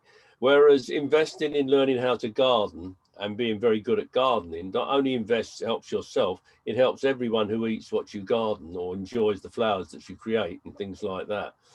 So, you know, what is valuable, what is really beneficial, what benefits society. The other example she gave, which was rather, I mean, there's lots of other examples, I'm just giving you these two, is if you take a drug company, for example, goes into a lot of expense to find a cure for an illness or a vaccine or something like that, or some sort of corrective measure. The way they assess the value of that is not how much research they cost them and the people, a reasonable profit for their investors, but how much money the health hospitals, the hospitals will save by having this drug and therefore not having to treat people who are sick with the illness. So, in fact, they're taking that, you know, that to me is not serving the community, and it is certainly not proportionate. I mean, it might cost £100,000 to treat someone, but it costs them £10,000 to develop the product, but they want the full 100,000. You know, I'm just giving a very simplistic example. So there's so many examples where value is not value at all. Carry on. That's based on business and profit for the business rather than for the health and the wealth of the individuals. Yeah, exactly. Yeah, exactly. So that's her analysis is much deeper and less brutal than I've just simplistically given you. But I do recommend you to read the book. It's very accessible and it's a really breath of fresh air. There's one other one which is really called Donut Economics. I don't know if any of your readers have done. Now, here's a rather, whoops, let's get that back again. Return at once, all this again. There is the present economic system. You wouldn't believe it, but it's as simple as that. Time, GDP, if we can get that line to go up, that will be happy and we will be successful and we'll be able to look after people who are sick and we'll be able to give children a good education and we will, you know, have great friends. So we've all got to work incredibly hard to get that line to go up as far as possible. And also, if there's other countries in the world who are doing the same, we've got to be better at it than them. And therefore, we've got to educate our kids to be better at it than they are. And that's got to be the main focus of our lives. And we've got to work as hard as possible to make this happen. This is the present model of the way we organize our society and our economics. Sounds like this is an alternative. Fun? Sounds like a bit of a strain. It is. It's a kind of a strain. But this is the alternative. And this is by a lady called Kate Woworth. It's quite well known. You know, this is, I'm not new to talk about it, but essentially it looks very complicated, but it's quite a very common sense, simple idea. First of all, you've got the economic reality. We do live on a planet that has all these criteria we have to be care of. You can read them, I think, without chemical pollution. What is that one? It says nitrogen and phosphorus loading, she says, fresh water withdrawals, land conversion, biodiversity loss, air pollution, ozone layer deprecation, and climate change. All these are factors we have to address. We can't just do what we like on the planet. At the same time, as social beings, we need water, food, health, education, income, peace, justice, political voice, social equality, gender equality, housing, networks, energy. We have to find a way of giving people all that without completely polluting the world we give that to, so you can't enjoy it in any case. And this is the way we've got to start thinking, instead of just trying to get as much as possible. It's so simplistic. It is unbelievably ignorant. I mean, they always characterize the ecological movement as if it's some sort of mamby-pamby, idealistic, unrealistic, sort of marshmallow type dreamy idealism that isn't based on reality. In fact, I think it's upside down. I think the reality is in this model, not in the GDP model I was showing you earlier. So now I'm getting a bit political, but there you go. That's I think the Aquarian changes need to be of this kind of ilk in order for the future to be a healthy and happy one for the people living on the planet. And if it isn't, and if we just come totally electronically dominated by some sort of Aquarian oppression, where the state gets hold of all the technology, the new technology, and uses it to turn us into, it's a bit like the, what's that series, the Hunger Games type society, then it's quite frightening. Yeah, well, what about this for, like, there's the suggestion that there's like the splitting of the worlds, and so there could be people that come out with an alternative blueprint and lead with it like this, and then there could be the more traditional system which goes on into its own segregation, and so there's the two formats running parallel. Yes. Yeah, I think the COVID energy is going to keep on nudging us away from a possibility to return to the past. I mean, I'm quite old now. I mean, I was born in 1938. I was old enough to actually have the experience of living in London during the war and the bombing and everything. And I remember the mentality that people had at that time about whether the war would ever end, and not really believing it would ever. And somehow you keep going. And by the time we got to the end of the war and people opened their eyes and thought, well, what are we going to do next? Just for a brief moment, they had this vision of idealism, which led to a massive revolution in Britain, particularly with the election of a government that wanted to give free health to everyone, which wanted to give housing and education free, a university free. They wanted to give people what was right for the people to have. Whether it was realistic or not, we could argue the politics of it, but that was the kind of big change compared to where Britain was at in 1939 to where it became in 1945 was massive.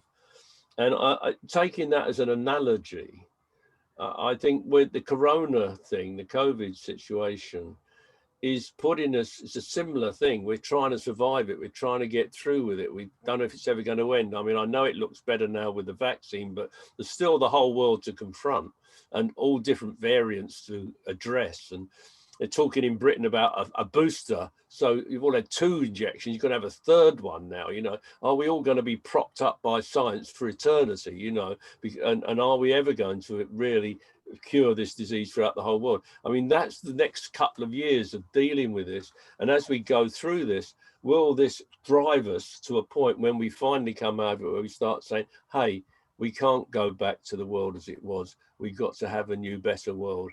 And we get some better vision for the future. That's a possibility. It isn't decided yet, but one hopes it's possible. Like the pressure, like for these things with regards to the vaccine, I know that's a lot of splitting. Like for me, I'm not really for that. I'm not for the vaccine. But I know some of my peers from my class at school, they've had their vaccines and things like this. Mum has had it and things like this. She's had 2. And if I was visiting the UK, which obviously I left in October last year, I'm considering a trip over in September for a few weeks. But I would want return to Mexico would be the idea. So, but I'll be doing the quarantine, obviously, or whatever regulations. But I would be avoiding having to take any vaccine and things like that, and coming back here.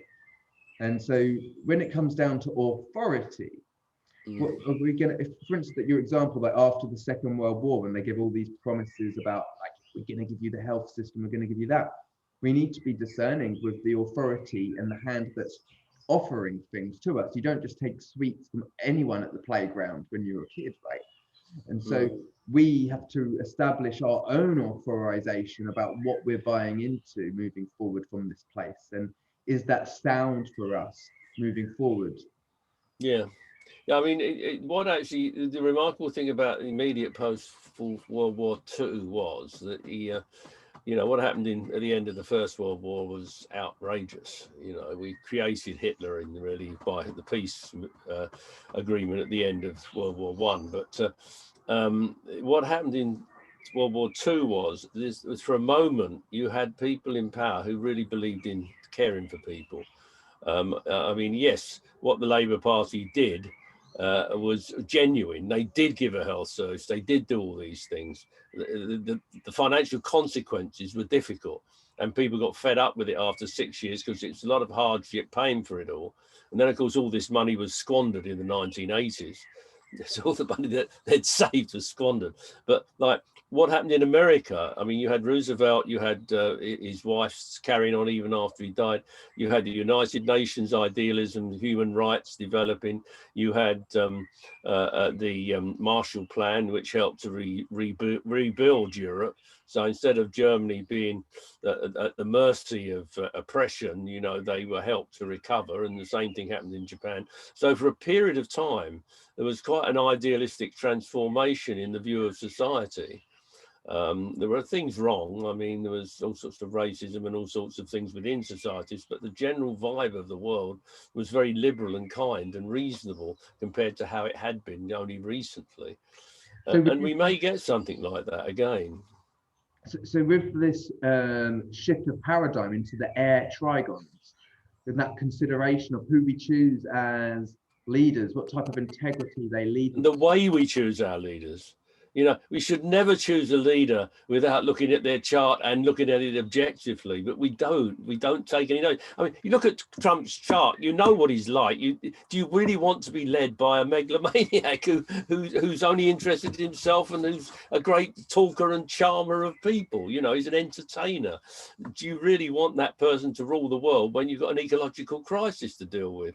I mean, nobody had that conversation, you know. Well, sometimes, like, if there's the opportunity to have a catalyst, and you're going to get a megalomaniac to be that catalyst, then he's the man for the job. Because I'm not saying that he's the man to bring prosperity, but he can certainly wake up people who will come around to better solutions.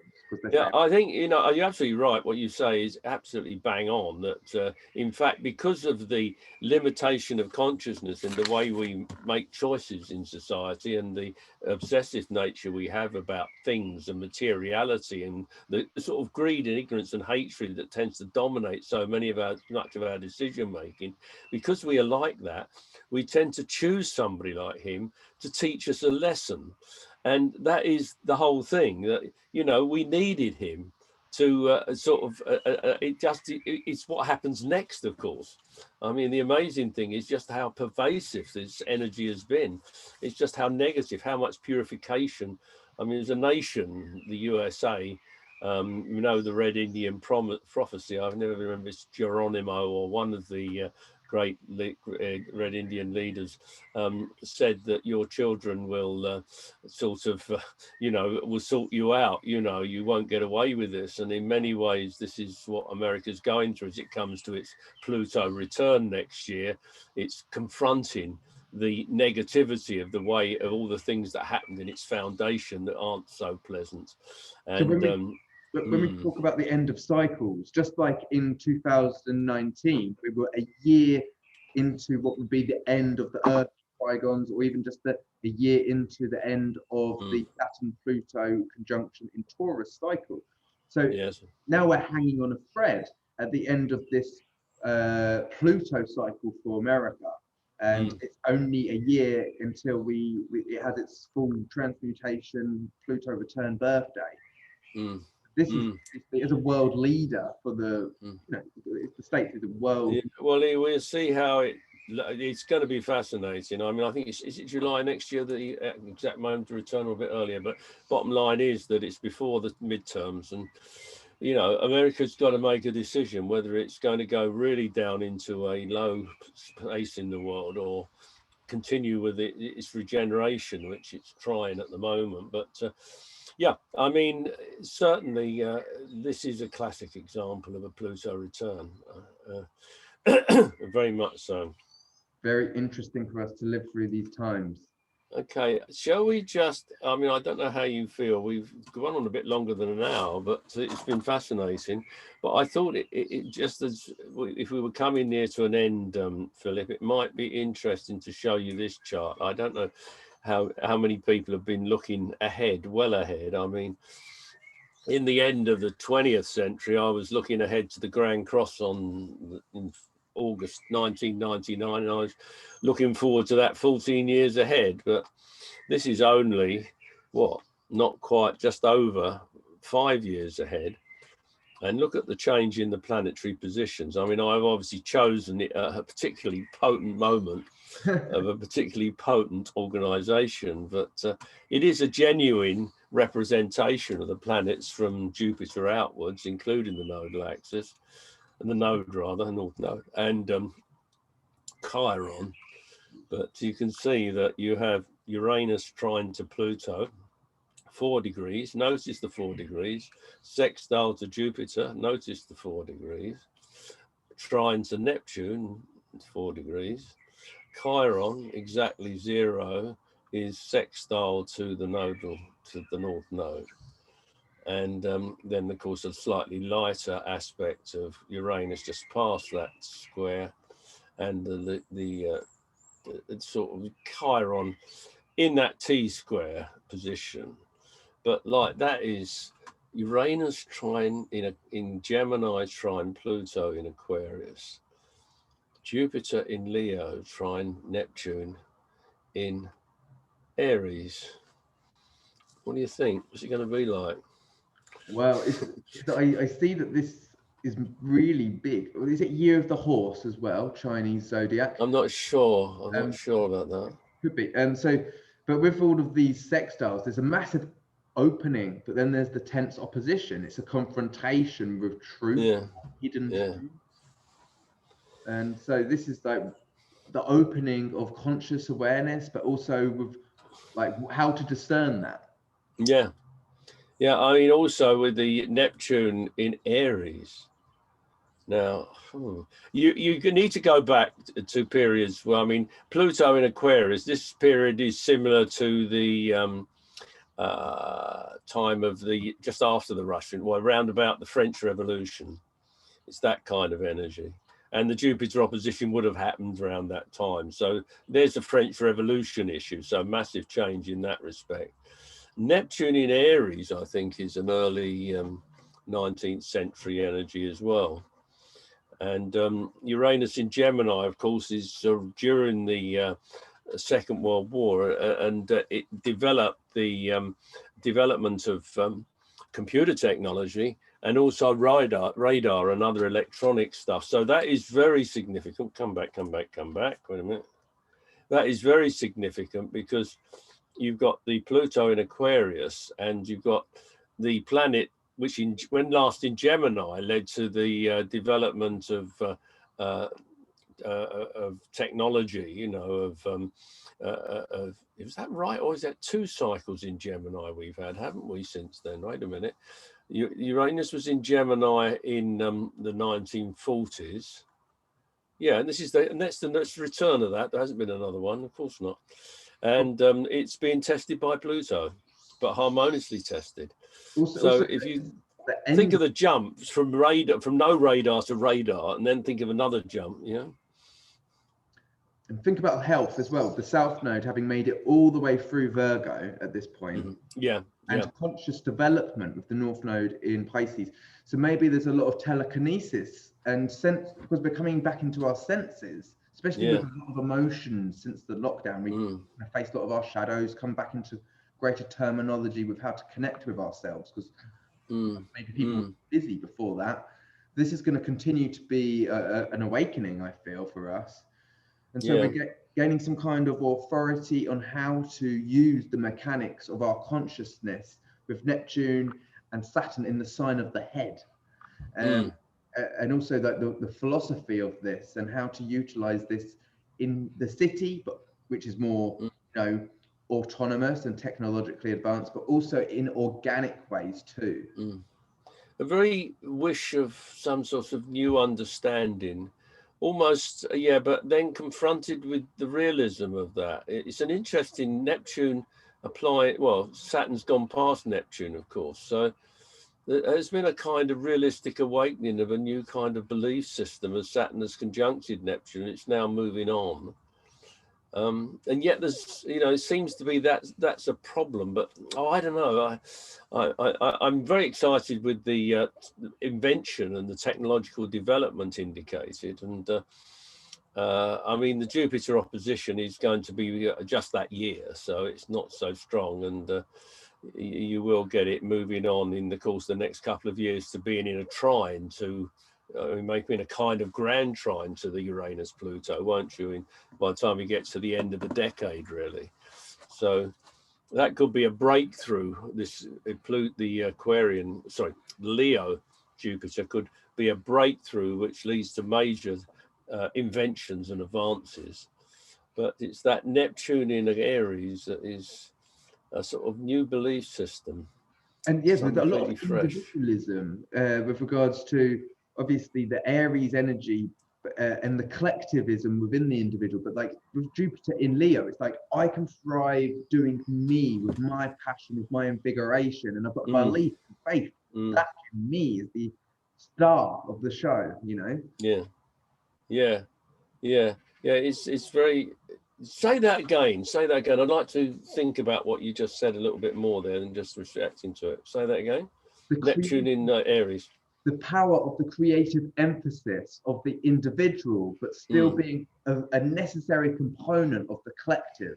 So we're encouraging and lifting other people up rather than stepping on each other and dragging on them. So the competition is only with ourselves rather than with one another. So I believe in freedom. The potential. Yeah, the potential, genuine. Yeah, of course, it is Aries. So the belief that people should be free, and that we should help people to be free, and help people to do new, innovative things. And yet Saturn has been there, so there's been a problem connected with that, which we're now trying to focus on. But Saturn is in full. Saturn's the only planet that isn't within this kind of 4 to 0 degree pattern, isn't it? It's going ahead on its own until it gets to Taurus, which will take a year or so. So I guess when Saturn gets into Taurus and Jupiter gets into Gemini, that'll that's the structural. Yeah, there's new belief about what you just said, but the practical application of it will take some adjustment. And when Saturn moves into Taurus, it's a much stronger position for it than it is in Aries. And at that point, Jupiter will be in Gemini. So it could well be that as we get to the end of the next decade, that we are moving into a much more healthy and advanced world. Unless the people give power illegitimately to the wrong people who manipulate this machine to be self-serving rather than to serve the people. Yeah, I feel like there's going to this machine is going to keep roaring on. It's how much we choose to engage with it, because we recognize actually we can sustain and support ourselves without the necessary components of which goes up. We are the necessary components that keep the machine going. So as we learn to recognize that we can serve ourselves, there's going to be new tolls. There's going to be new fees for self-expression, for voice. Saturn getting into Taurus, for expressing truth and the creative endeavors to be able to, to wear a loud T-shirt like this. They might want to. These things. It is. It's always been the issue of the Capricorn period has been whether the challenge to the system would mean that the people would start questioning the very basis of the people that rule them and the structure they go through, or the powers that be would actually impose all sorts of restrictions upon them. If you take the example of like whether the Chinese will block Twitter or the Burmese will block Twitter, or the people will get rid of their Chinese government and Twitter and the Burmese government, you know. I mean, and I mean, it's not either or. And if you, that's an extreme example, but you think about it in your own society, you know, the extent to which people make their own decisions, use computer technology and all the social media as a method of liberation, and the extent to which they let the government control them, usually because of some sort of fear. You know, it's always these government controls always come in a kind of what seems like a reasonable way, but ends up them controlling you in ways you never thought they were going to do it, you know. And that kind of thing is what the Capricorn has been about. But if you now apply this to an Aquarian environment, this is the big decisive thing, whether people keep control of their destiny or give that power to the few who want to manipulate the situation to what they think is the narrow interest of the people, which is to contain them and restrict them and to direct their way of doing things. Bingo. You said something very powerful there, which I'm just going to join the dots on and recognize. And so you made that the note that after the Second World War, that the governments rolled out so many great things for Britain in that time, like the National Health Service. But in a sense, one can consider that and the other situations, like the banks giving the loans out, the housing and all of these types of things. That's a very covert entrapment scheme in itself. You could suggest, like what could be rolled out, which seems so glorious, but we don't know actually how much of another bear trap that can be also. The discernment shall be key for us as individuals and as a human race moving forward.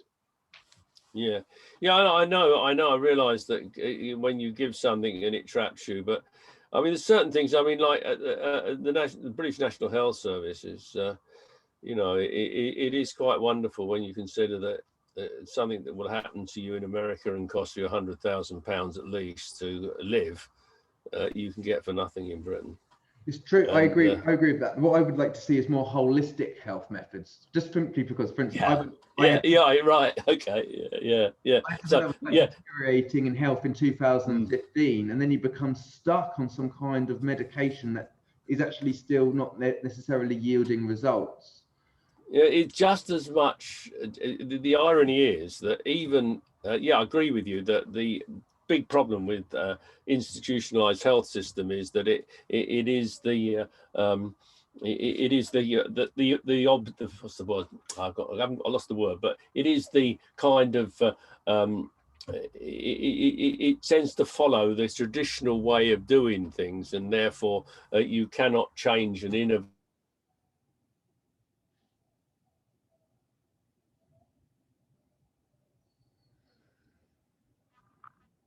But that is just as true in America, in a money-based system, as it is in the UK. It's something wrong with the way we look at knowledge, and the way we. This is where we have to. It's getting to a biggie now. When we get to my book, Reversing the Race to Global Destruction, where I say that we have to take on the educational system, the financial system, the scientific system, and the political system, and also the media system, because they're all confirming a particularly deluded view of the way we ought to organise our lives, and that is as much a problem in a monetary obsessed system as it is in a social medicine type system. I think, you know, this is the trouble.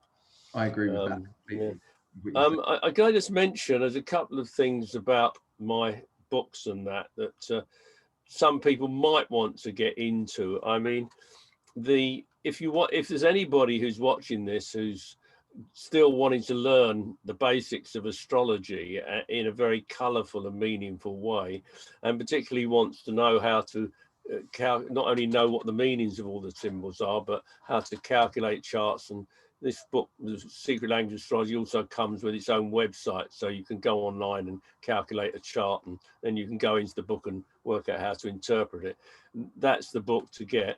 These other books. I'll pause you there, right? So basically, for the audience, like when I first got my first beginner's astrology book, I'd been like absorbing astrological information for quite some years.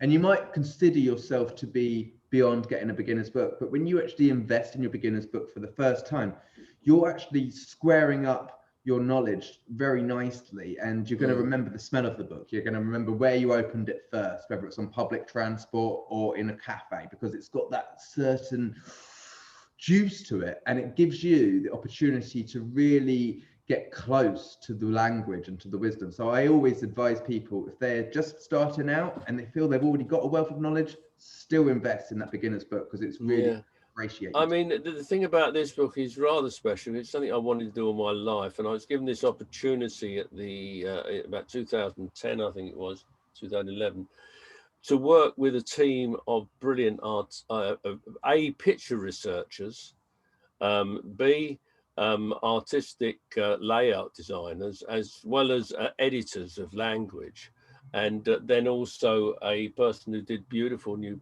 original plates of the 12 signs of the zodiac. And these book designers have put together this most beautiful book. It's a privilege to have my name on it, actually. I just wrote the words. They did all the beautiful stuff to it.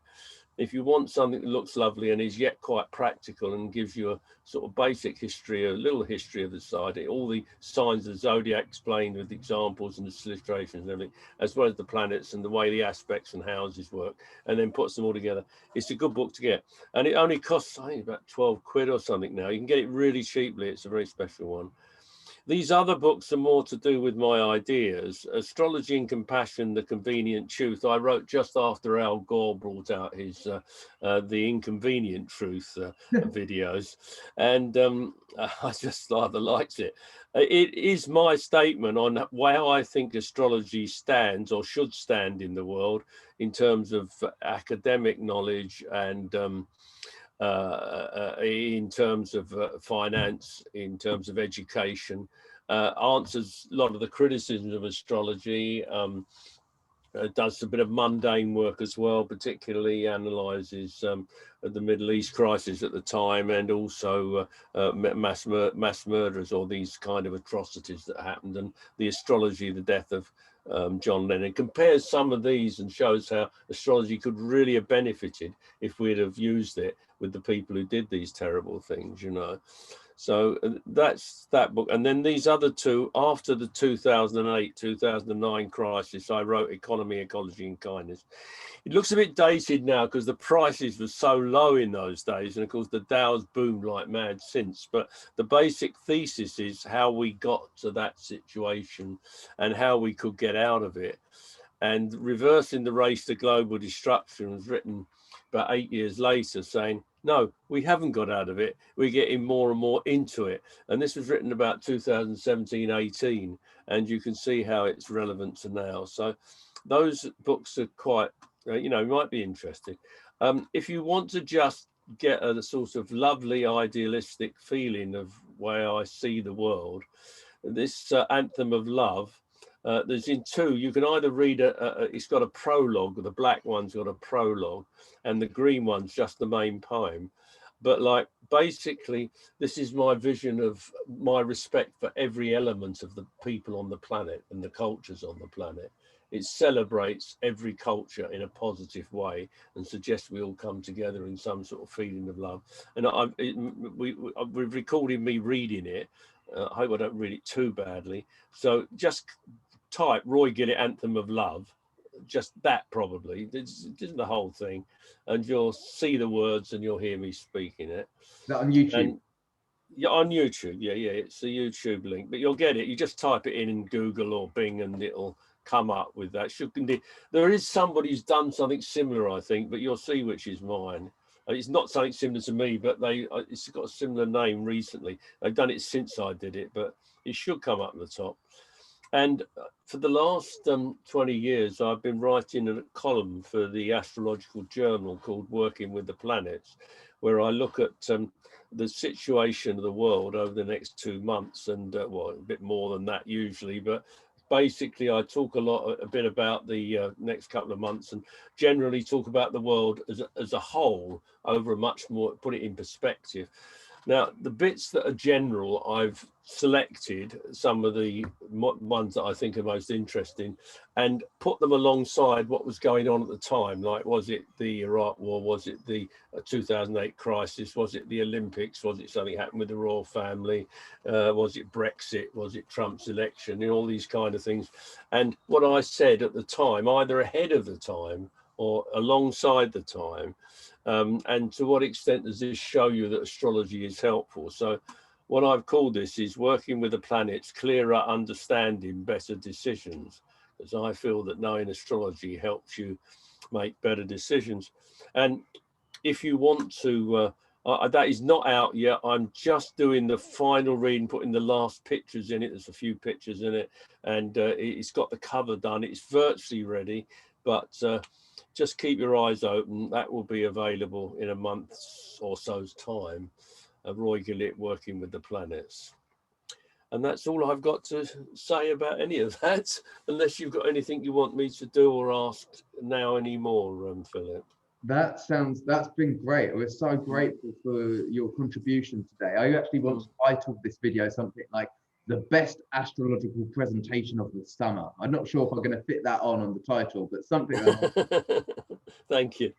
I also want to say, if you're able to just stop sharing the screen, I also want to say that you are also helping design the astrological program, which I utilize, which I purchased through your connection. And so if anybody's going to make these investments, how can they do that? And how is your involvement with this as well? Yeah, well, one of my other things is that I've been connected with computer technology and astrology since the late 80s.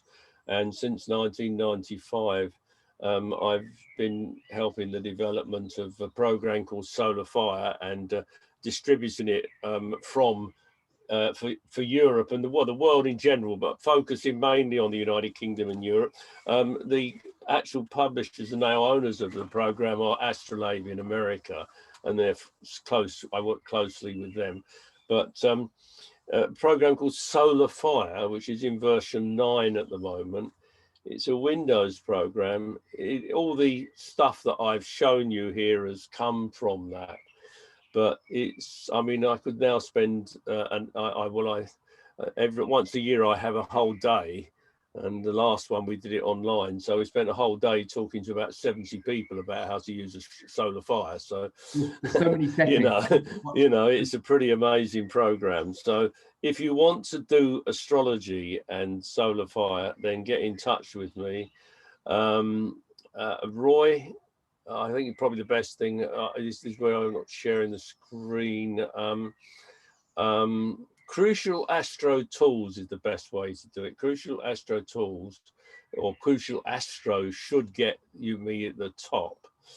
And I'll give you my email address, and probably the easiest one to remember is Roy Info. That's ROYINFO, Roy Info at, now N not M, N for nowhere, ntlworld.com. So that's Roy Info at ntlworld.com. If you write to me, that's the best way if you want to get a copy of the program, and I'll give you lots of information. But you can just go straight to Crucial Astro Tools, and then you'll see lots of information about Solar Fire. But also, if you look at contacts right at the bottom of the page, you can get that email address I've just given you, and my phone address and everything there as well. Well, I suggest anybody who's taken their astrology work seriously invest in themselves and check out Solar Fire. I've been using it for about a year now, and many professional astrologers use it all over the world. It's the good stuff. Yeah, thank you very much, Philip. Thank you. Thank you, Roy, for all of your efforts today. I really enjoyed talking with you. Good humor, but lots of practical information, but also heartfelt wisdom. Thank you so much today. It's a pleasure to have the opportunity to speak to people, and great work for everybody. Keep doing astrology. It will help you understand. Use it selflessly. Use it selflessly, and you will bring great happiness to yourself and other people. Use it selfishly, you're going to get in the same mess that everybody else does when they're selfish. But use it selflessly, you'll lead to great happiness for everyone, and including yourself. Okay? Thank you so much, Roy. Enjoy your All the moment. best. Have a fantastic summer. We'll catch up again at some point in the not too distant future. Yeah. Cheerio. Bye-bye.